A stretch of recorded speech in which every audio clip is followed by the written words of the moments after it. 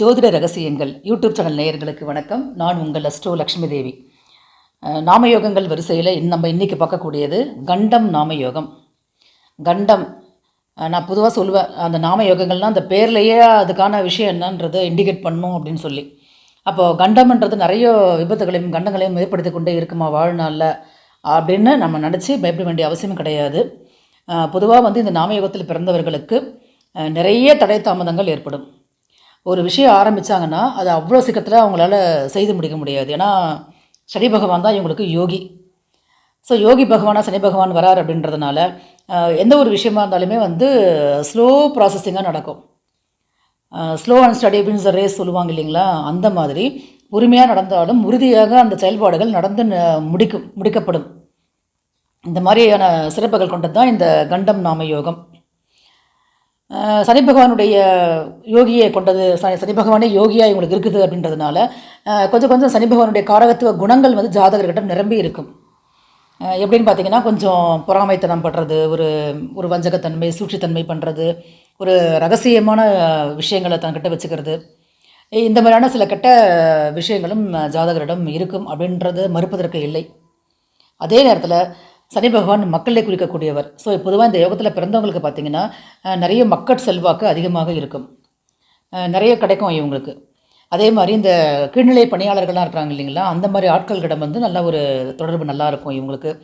அடுத்து பார்த்திங்கன்னா வயதானவர்கள், முதியோர்கள் மீது அதிகமான அன்பு கொண்டவர்களாக இவர்கள் இருப்பார்கள். இவங்களுக்கு லைஃப்பில் நல்ல ஒரு உதவிகரமாக இருக்கக்கூடியவர்கள்லாம் யார் அப்படின்னு பார்த்திங்கன்னா, அனுஷம், பூசம், உத்திரட்டாதி, இந்த 3 நட்சத்திரமே நீங்கள் பார்த்தீங்கன்னா இதில் சேர்ந்த நபர்கள் இவர்கள் வாழ்க்கையில் பெரும் பங்காற்றுவார்கள். இவங்க முன்னேற்றத்துக்கு ஏதோ ஒரு வகையில் அவங்க காரணகர்த்தாவாக அமைவார்கள்.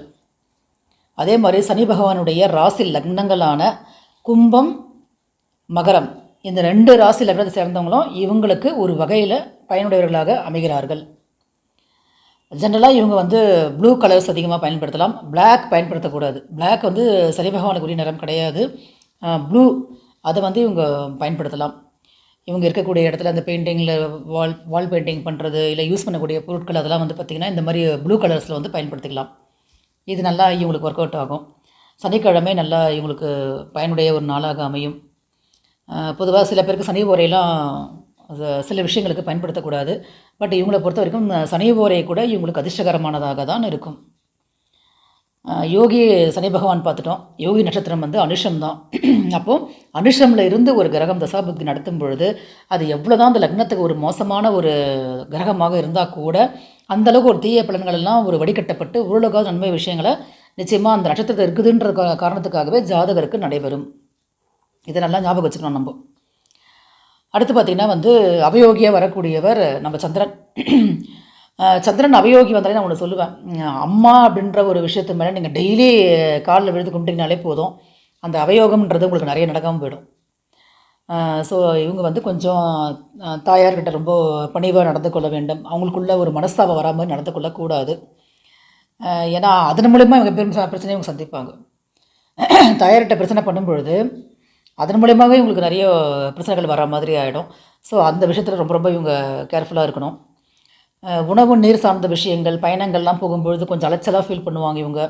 அதுலேயும் பயணங்கள் ரொம்ப கேர்ஃபுல்லாக இருக்கணும். உணவு நீர்லாம் பார்க்கும்பொழுது கொஞ்சம் மாற்றி சாப்பிட்றது, இல்லை நிறைய ஹோட்டல் ஃபுட் எடுத்துக்கிறது எல்லாம் கொஞ்சம் அவாய்ட் பண்ணணும்.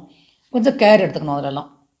ஸோ அதன் மூலிமா இவங்களுடைய அந்த தன்மை பாதிக்கப்படும். உடல் நலம், ஹெல்த் இஷ்யூஸ்ன்றது வரும். பொதுவாகவே சந்திரன் 4ஆம் இடத்துல தான் திக்பலம் அடைவர். 4ஆம் இடத்துக்கு உரியவரும் சந்திரன் தான். 4ஆம் இடம்ன்றது தாயை குறித்தா கூட அதுதான் சுகஸ்தானம். அப்போ நீங்கள் இதில் பிரச்சனை ஏற்படுத்துகிறீங்க, இந்த உறவுகளில் நீங்கள் பிரச்சனை கொடுக்குறீங்கன்னா ஆட்டோமேட்டிக்காக உங்கள் சுகஸ்தானம் பாதிக்கப்படும். ஸோ இந்த விஷயத்தில் நீங்கள் ரொம்ப கேர்ஃபுல்லாக நடந்துக்கோங்க.